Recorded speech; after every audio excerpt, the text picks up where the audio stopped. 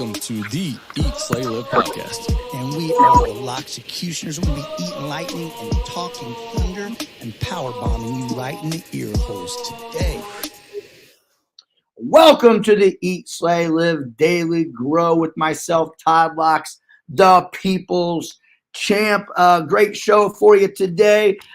First of all, I'd like to thank, we're on number 9 of thanking our Kindly Savage Circuit t-shirt buyers out of 115. Today it is Kara Jernigan. Kara's not on Facebook, so I couldn't pull up any pictures of her. But Kara started coming to the yard at Kara Law when she was coming to the yard, doing circuit there. Comes to circuit on and off here at Pride right now. Her dad was here last night. Her father-in-law was here last night. Her sister-in-law was here. Thank you to the Law family. Thank you to Kara Jernigan for buying a t-shirt.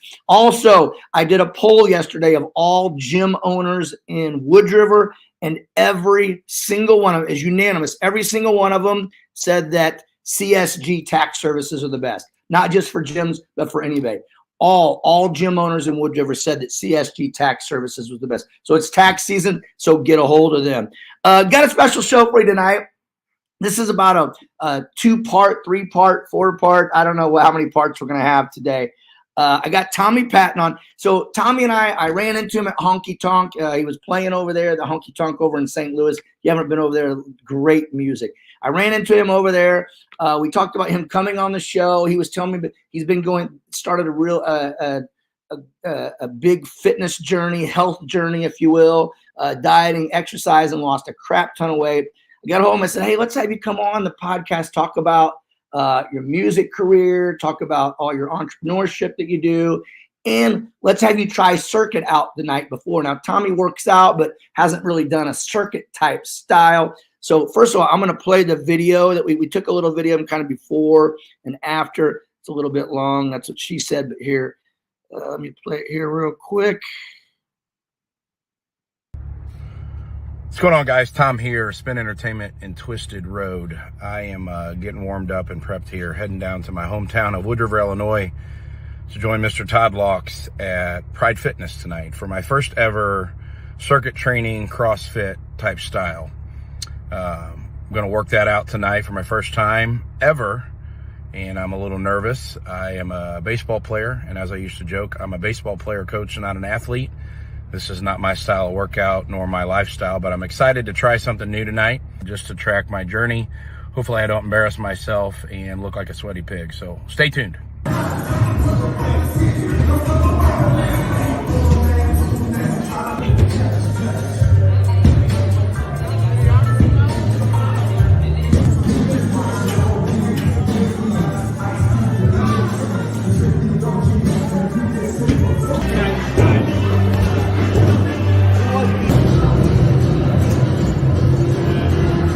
Finished my first Pride Fitness workout, and I'm sweaty, I'm exhausted, and really didn't know what to expect in doing that. So about halfway through, I felt like I was going to puke, and about 3/4 of the way through, I found some level of energy and thoroughly enjoyed finishing it. I think I finished strong. Todd had the music just cranking in there with just a killer playlist, which as a musician motivated the heck out of me. And it was really cool. Great energy. If you're in the Wood River area, make sure you get on down to Pride Fitness, and they have circuits on Tuesday, Thursday at 6, Saturday morning at 9. And I believe they have a Friday early bird special at 5 a.m. So get on down there. It's about an hour, and maybe bring a towel. So you'll definitely need it. Look forward to chatting with Todd tomorrow and going from there. See you later. Tommy friggin' Patton, everybody. Welcome to the show, brother. How you feeling today? I feel great, man. I just cold plunged before we started this. Hey, Wake myself up. It makes everything feel, it just makes the rest of your day just a little bit easier, doesn't it? A little bit. Hardest thing I'll do all day is the cold plunge. That's what I say. Get the hard crap out of the way. Everything else is easy living. So that was fun last night, man. You killed it last night. So tell me some things like you didn't expect going into it. Like what was different than you thought? There was a lot of people that wasn't there. First of all, I didn't expect it to be that packed. I was blown away with the amount of people in there. Um, Truthfully, I couldn't tell you anything that was going on. I had a couple people message me afterwards, like, I thought that was you. And I'm like, I paid attention to what was literally in front of me because I was in a different element, a different world.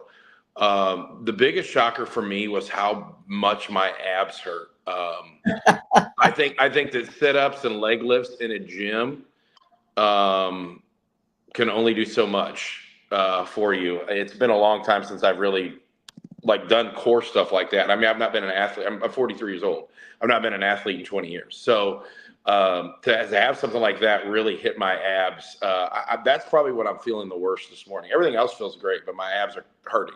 Yeah, a lot of like people talk about like doing ab work, core work, and they go in and they sit ups and crunches and leg lifts. Like a lot of the stuff that we do here, you don't know that it's working your core, but it is. A lot of like carrying things like front loading weights and sandbags and just doing different farmers walks and different things like that. That works your core better than just doing crunches and things that isolate them. It's more functional. It strengthens your posterior chain. Yeah, that's the biggest thing that I took away from there. Some of the cardio stuff, and I got this probably about 38, 40 minutes in. You're doing the line tappers, and I'm like, I was a baseball player when I played sports, so not really high energy athlete. I mean, stand up doubles are a thing for a reason. But doing those, I was like, I'm in gym shape, but I am not in that type of shape. And you did, and we always tell people if you come and you can go as slow as you want, and you can make it easy as you want. But as you touched on, man, the energy in the place, we always have like our playlist is a big deal to us, like just our genres and kind of all over the place. So you get in there and you try to go slow, and the competitive, competitive person in you, it's hard to do, isn't it? Oh yeah, I mean you see somebody in front of you. They might be a little bigger than you. They might be a little smaller than you. It might be, it might be a girl. Like we were doing these side by side things, and I'm going up against this girl. I'm like, she's not beating me, but she looked like she's been there since you were doing it in your backyard. So I'm like, she's blowing me out of the water, and I'm like, good Lord, these people are getting after it. It's you talked about there was, I think last night we had 161 people there. The one we're good, but like you said, you didn't notice a lot of stuff around you because everybody there is just kind of worried about themselves. You know what I'm saying? It's not like one of those things where you come in, everybody's judging you or things like that. It's like you come in, you're worried about you staying alive, doing the best that you can, and no one's looking at you or anything. You really don't have time to worry about anybody other than yourself, because when you get your 30-second break, when your partner's doing their exercise, you're just trying to catch your breath, maybe get a drink of water, and start focusing on what you've got to do next. And it's 30 seconds. So even if you do wander or doze off for 30 seconds to look at somebody, it's not enough to really pay attention. You did great last night. You had a good partner, Don Brown. We call him the mayor of the Thunderdome. He's a great partner to have, correct? Yeah, he was awesome. I was real thankful for him. I mean, there were some things I'm like, what do we do here? I've never done this. Yeah. So he's showing me, and he's breaking it down, which kind of felt bad for him a little bit because he's got to take time away from his workout. That's why we call him the mayor of the Thunderdome. That's Don loves that, and Don's 52 years old, so yeah, he's been coming to the yard since becoming a circuit since we were in the yard. I'm going to read some comments real quick before we get going. Mike, forever young. Good morning, Tommy and Champ, making a beast mode day. Mandy Redmond, if you didn't puke your first time, you didn't really do it. Well, I hate saying that because people puking isn't our goal. But anyway, Tommy, so you and I ran into each other at the Honky Tonk, and I've seen you play so many different times. So let's talk about that journey a little bit. So have you always been musically inclined? As a kid, were you involved playing instruments in bands? When did that start for you? So I've been involved in it. I'm actually a third generation musician. My grandmother actually was the one that started this. She played drums in a band years ago. And then my grandfather, which was her husband, decided to pick up a pedal steel, which is probably the hardest instrument you've ever played. He played pedal steel I think until he was roughly 69 years old. He was in a big Bethalto band called Bluff City Express, and they played like country and southern rock. That was kind of their bread and butter. And my father, he was a drummer. He started playing, I think, when he was 15 in my grandpa's band. So he was traveling. All the kids in high school were getting jobs at gas stations and things in the 70s. And my dad is playing music in bars and clubs and fairs and festivals. My stepfather, who raised me from the age of 2, he was a Nashville recording artist, played music. So I'm third generation doing this and had a lot of big shoes and shadows to fill. I've always been around it and played, but at 14, I started playing on a stage in front of people, which is roughly 30 years ago. So what was that? What was your first gig or your first performance? So it started like a lot of people you hear. I started playing in church. We had a youth service back in the Alton area. The church is River Church now. Back in the day, it was Liberty Christian Center, but they had a Saturday night youth service for hundreds of teenagers called The Rock. And my first time really being on a stage and being in a quote unquote band. I mean, I'd been on stages prior to that, but never really in a band. Was at The Rock, which, in front of hundreds of teenagers and young adults. And then they televised the dang thing, broadcast it live throughout the St. Louis area. And then they sent it to other places throughout the country. So that was shocking. And I did that. And then, from there, I've never stopped letting music be a part of my life. So now, did your family teach you how to play, or were you self-taught, or did you take lessons? Yes, to all three of those. My father was I originally started off as a drummer. My father taught me how to play drums. I had a couple of lessons through there, and then with music, a lot of self-taught. I'm a year and a half into learning the guitar now, and the hardest part for me on that is away from the teacher, away from the instructor, and all of that is putting the time in on my own.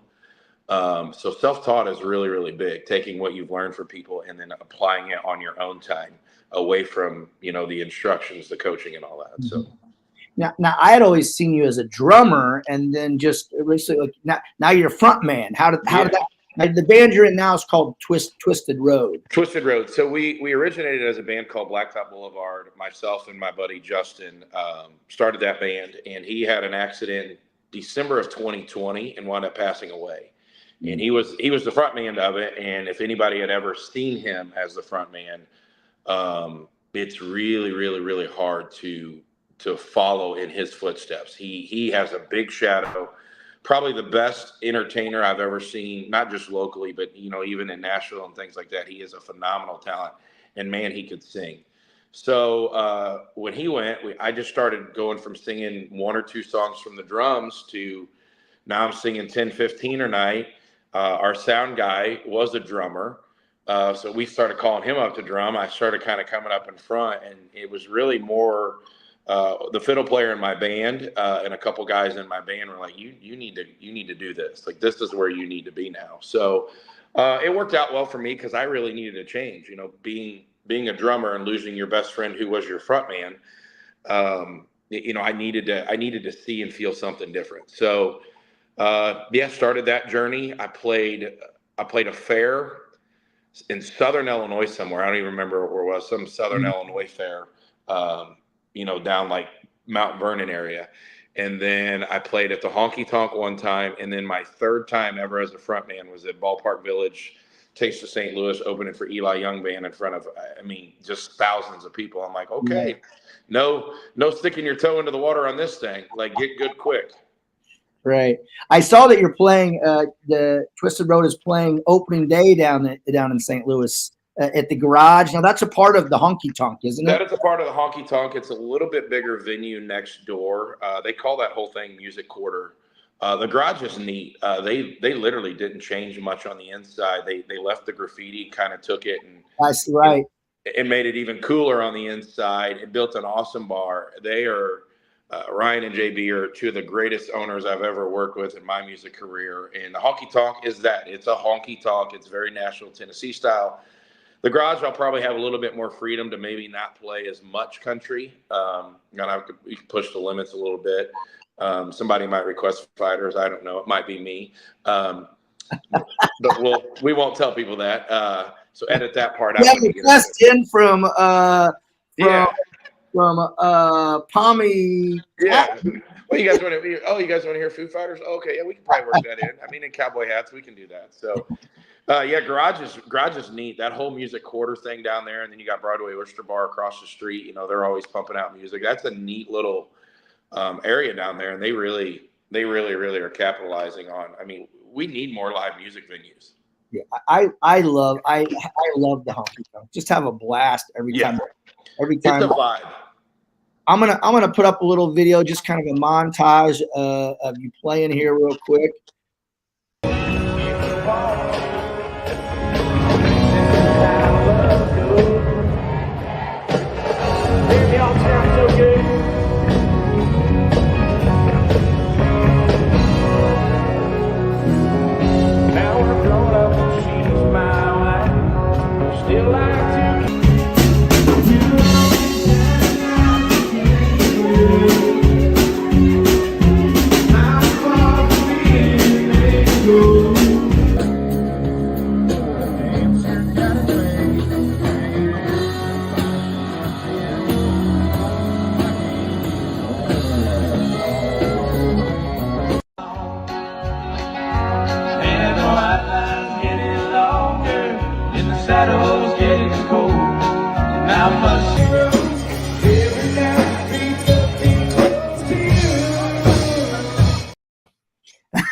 I put that one up because I love that little. That was all those are longer, but I wanted to put the whole one up of that little girl dancing out there in front. That was little girl, that little redheaded girl, is my daughter. That was your daughter? That was my daughter. Yeah. Oh, that's amazing, man. She danced her little heart out. Oh yeah, I mean, she loves live music, and I always have people. When are you going to retire? When are you going to retire? When are you going to? You know, eventually there's going to come a point in time where people aren't going to see my old self up there playing. They're not going to want to pay me. And that's fine. Those days will come, and everybody has that day. But for me, having my daughter be able to see her, there's not many kids that can say they saw their dad do that. That's part of it. And then honestly, I love them.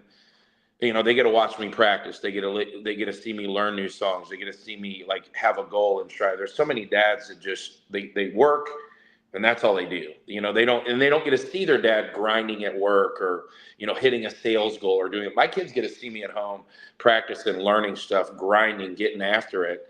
And then they get to go watch me, you know, oh, I saw my dad practice this song the past month, and now he's singing on stage in front of, that was somewhere, that was Centralia, Illinois.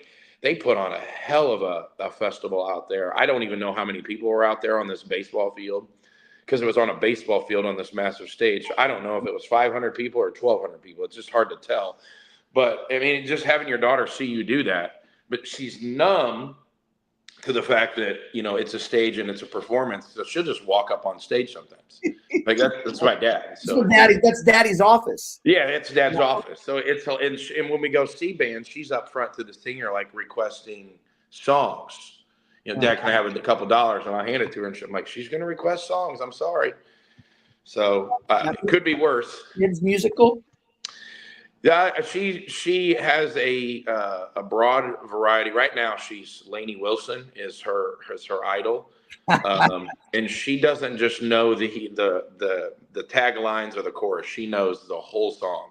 There's times I'm driving and I'm looking at her in the back seat like, how do you know? Like, I don't know all of these songs. Yeah. Or I'm like, I wish I had that knowledge to retain some of these songs. And there's times I'm on stage like, what's the next line? What's the next line? What's the next line? And my daughter's just back there singing her little heart out at 4. You know, so I have a lot of musicians on here. You on here, and Jay Hollinger, and Aaron Kellum, and Billy Hurst, and Sarah Springman Shoemaking. Just because I'm so envious of people with musical talent. You know what I'm saying? It's just I can't even clap to a freaking beat. You know what I'm saying? So I like talking to musicians.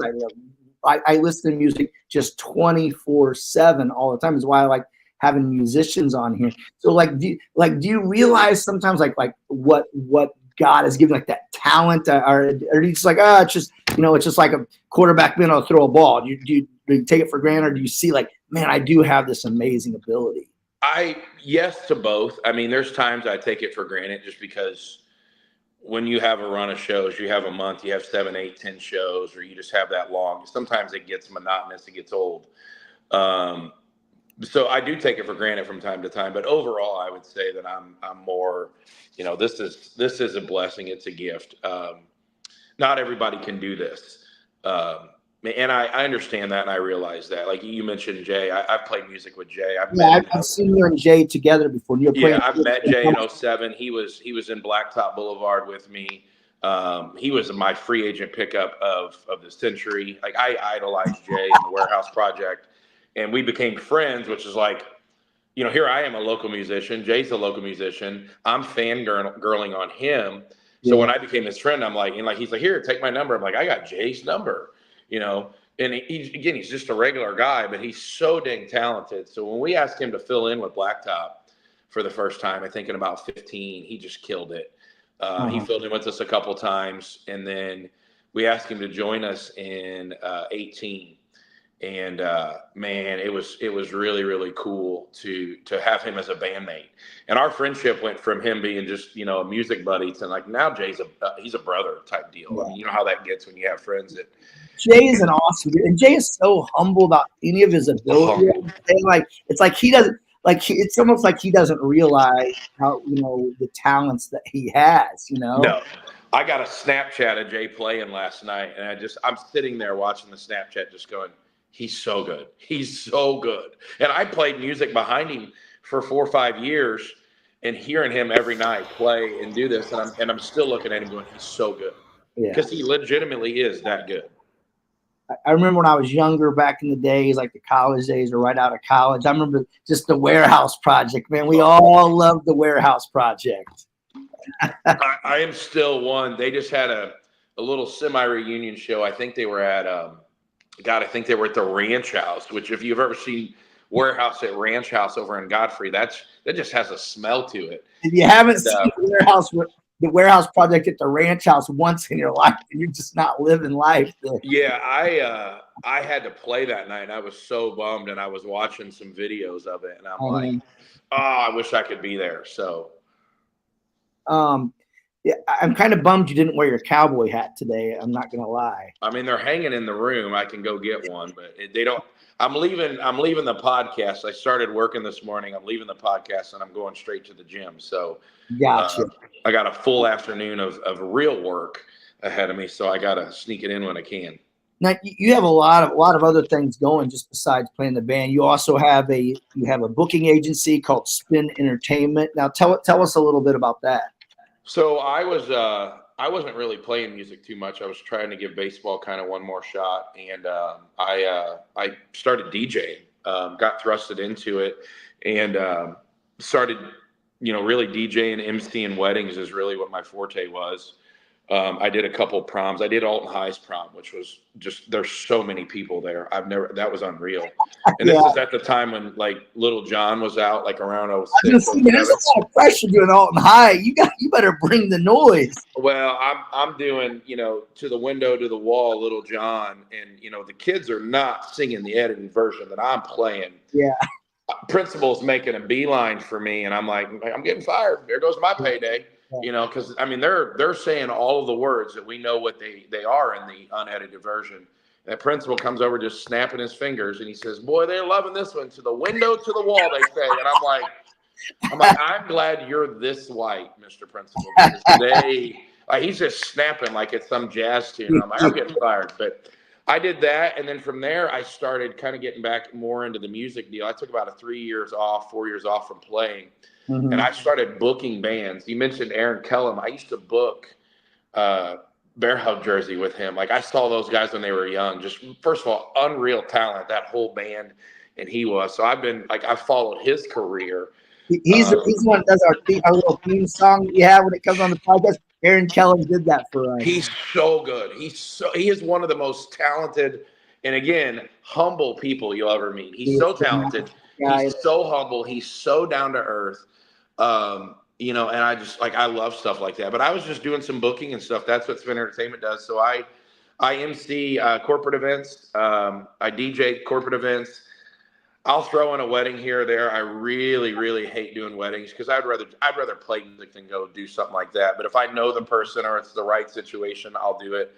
But I do more MC in that, and then I book a handful of bands throughout St. Louis, and just, I can't always play, or people will call us and not know, we're a 90s and 2000 country band. They'll call us, and I'm like, well, you need somebody different. So I got a couple other genres and artists that I'll help book and get them set up for the event.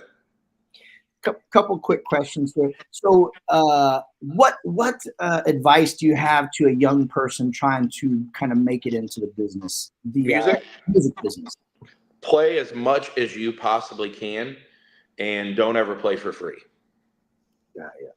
So there's too many people that play for exposure, and if venues are asking people to play, come play for exposure, I couldn't imagine me saying, well, hey, I'm having a birthday party at my house for 100 people. Why don't you bring your food over here? It'd be great exposure. 100 new people trying your food out. When you flip that narrative on them, they're like, whoa, wait a minute. Like, I'm not saying that somebody starting off and cutting their toes deserves to be paid, what a Jay Hollinger or Aaron Killen meant, because they've got decades of experience. But, I've got a niece, she's in college, and she's got a little band that plays around the Alton area and stuff like that. And their nickname's The Lively. They don't play for free. They still get paid. Now, they're not charging what my band Twisted Road is, right? Because they're on a different chapter of the book, but they're still getting paid. That's my big thing. And just play, and play with as many different people and genres that you can. The cool thing about Jay is Jay listens to completely different music than what he plays and gets paid for. Because music changes. A handful of years ago, the country really became popular. I would play Grateful Dead and Led Zeppelin and that stuff and Foo Fighters all day long, but nobody's going to pay me to play that what I want to make. I'm going to be playing, if I'm playing Grateful Dead, I'll be playing to 9 people that are stoned out of their mind for a bag of chips and maybe a glass of ice water. Obviously I love the music. Stagger in playing that. Yeah, go play stagger in, I guess. I've never been there, so I have no clue. Something we should, I would love for someone to do this one time, and maybe this is something for Spin Entertainment, and maybe it's been done, maybe I just don't know, but it'd be great to have like a concert or festival, just showcasing like you and the people we've mentioned here, Jay Hollinger and Billy Hurst and Sarah Freeman Shoemake, and just see if you can get Tommy Carlos to show up and just showcasing some great names around here to a little festival or something. We could do it all. Here's what you need: you need a stage, you need the production, which means the sound and lights, so you can hear us and see us. And then you just really, after that, you need corporate sponsors. That's the key with stuff like that, because if you're going to do that, you're not going to do it in a venue. You get a few corporate sponsors, chicken and beer dance style, get some good sponsors. It's something that can be done. And if you get the right amount of money in, and then the cool thing is I know you're a fan of stuff like this. So, you get the right amount of money in. Once you cover your costs, maybe you take the money left over and maybe we donate it to something. I don't know.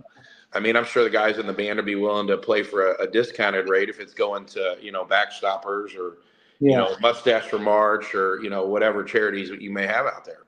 Wouldn't that be so fun though? God, I think that would just be awesome. As a musician, that is one of the coolest things in the world, to stand side stage and watch your buddies or watch other talented musicians. I have such a respect when I watch people that are better than me.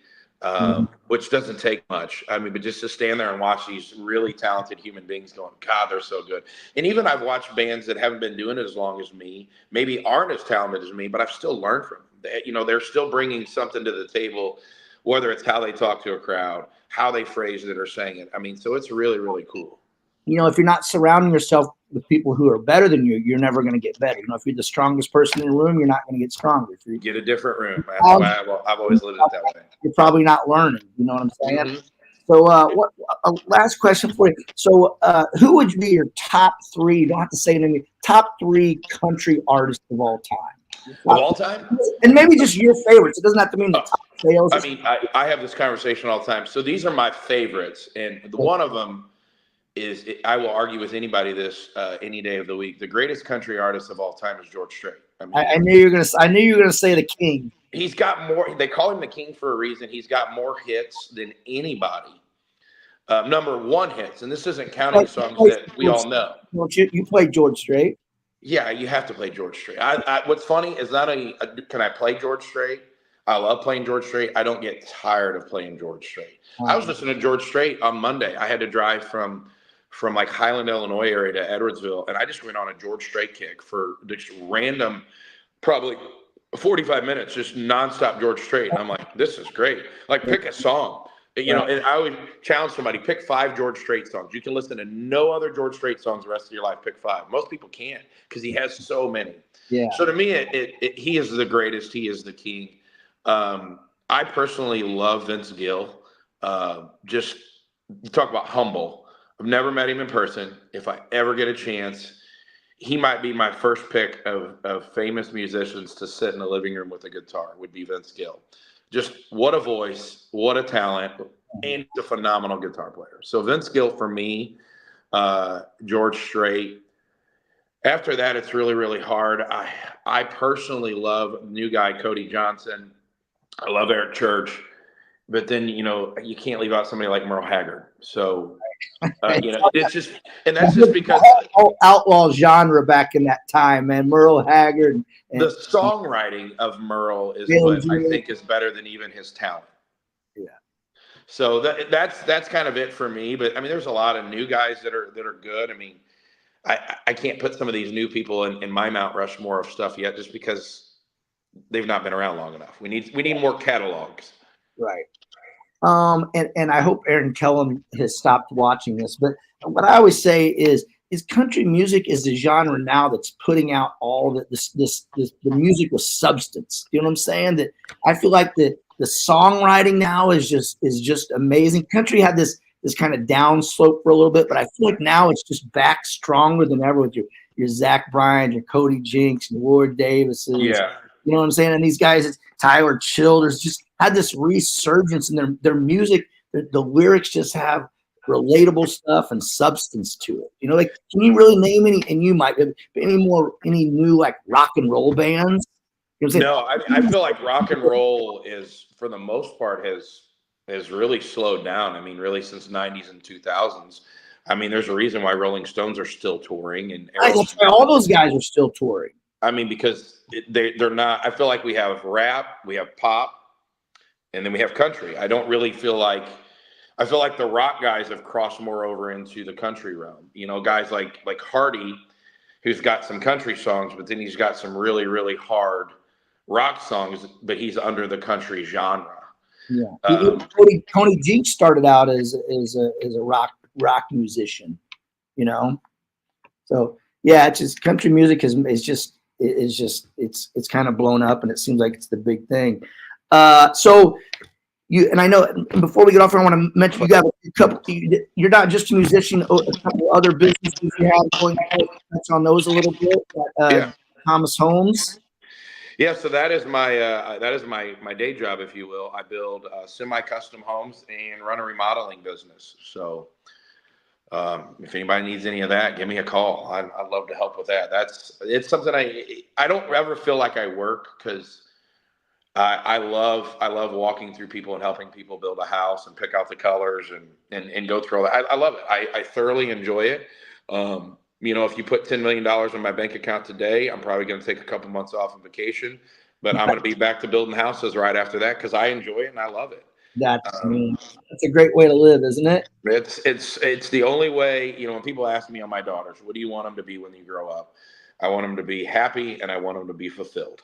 That is really what I want them to do. I don't want them to get on the hamster wheel of life and just work, and then they buy stuff because they're miserable with work, but they're making money, but they got to buy these things to make themselves happy. I just can't stand that. I don't want that. For not just my kids, for anybody. When I go talk at a high school or I do any public speaking, it's all about, and find what makes you happy, what you can make some money doing, and then build your lifestyle around that. You know, do you need 5 trucks, 2 trucks, 1 truck? How many boats you need? How many clothes? I mean, build your lifestyle around things you like to do and can make money off of, and go be happy. I agree. I love that.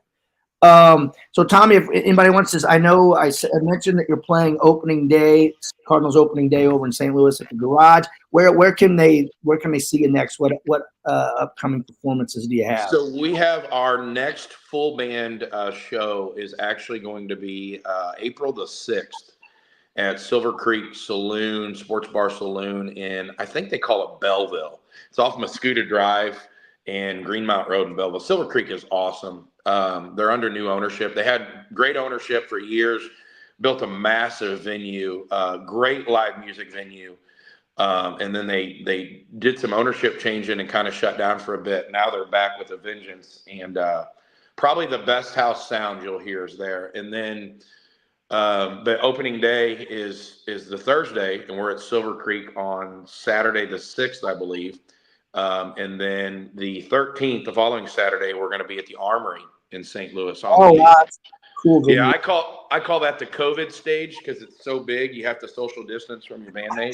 That thing is the largest stage I've ever. We opened there for Chris Jansen, and I was just like, why is the stage this big? That place is so huge on the inside. That's awesome.